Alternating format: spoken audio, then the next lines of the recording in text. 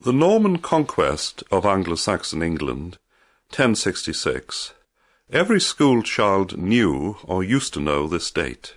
There is even a send-up of school history named after it, 1066 and all that. And this is with reason. It has claims to be the most significant turning point in English history for hundreds of years on either side.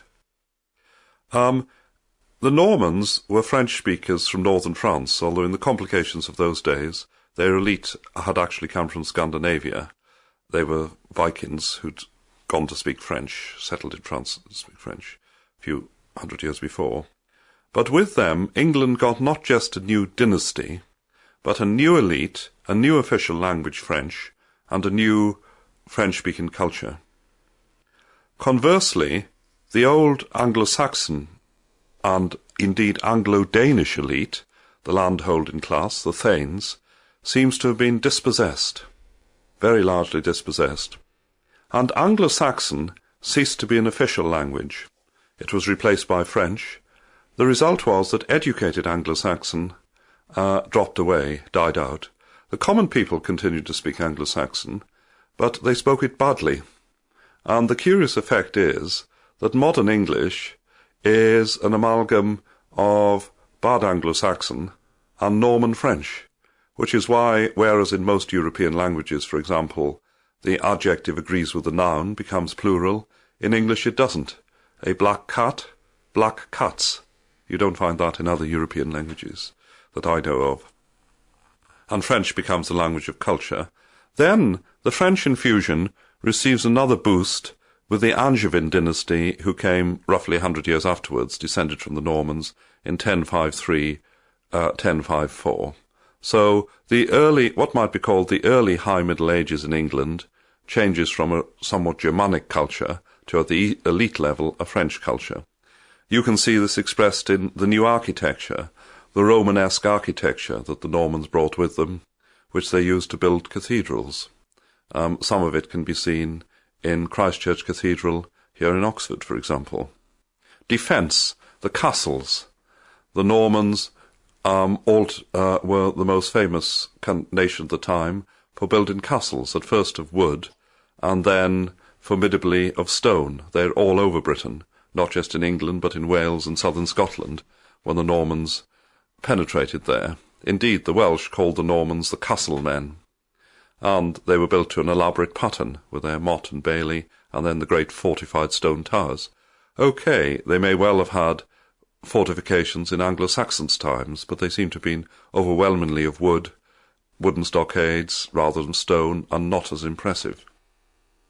They are also associated with horsemen, chevalier in French, mounted warriors, knights in English. Again, the word knight is Anglo-Saxon, so did the Anglo-Saxons have knights? Yes, but not to such a great degree. The Normans are especially associated with cavalry, people fighting on horseback.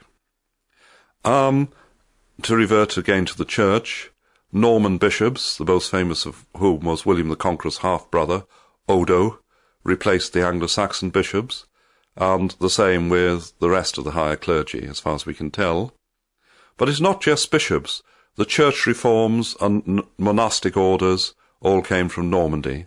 So between 1066 and about 1110, the English church was transformed. The changes the Normans brought can be in large degree summed up by feudalism. Now, feudalism is a chain.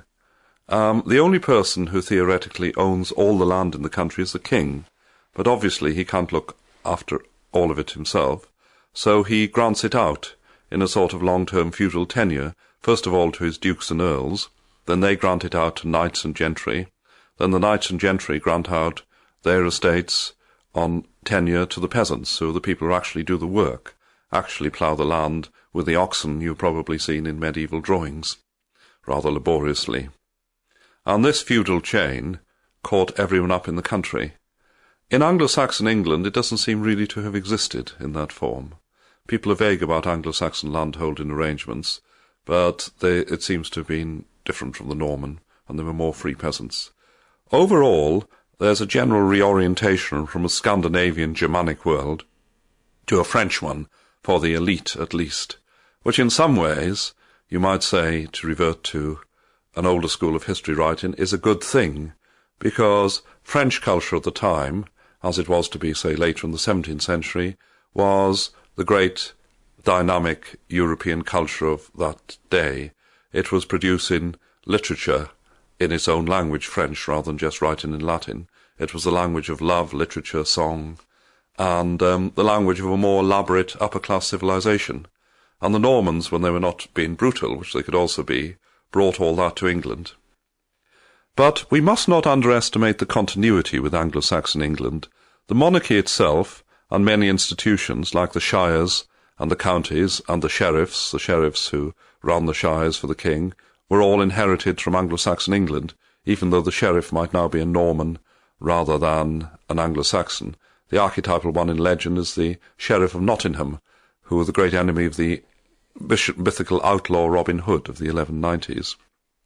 Also, as 1066 fades into the past, we must not ascribe to the Norman conquest things which would probably have come to pass anyway.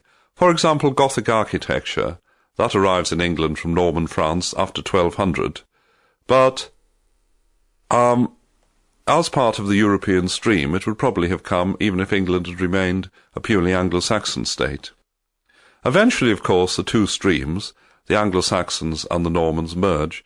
Remember, the Normans, or if you like, more general term, French speakers, are always a fairly small minority, between 10 and 20,000, while people of Anglo-Saxon, or to be more clear, more precise, Anglo-Danish, are over 1 million, at least.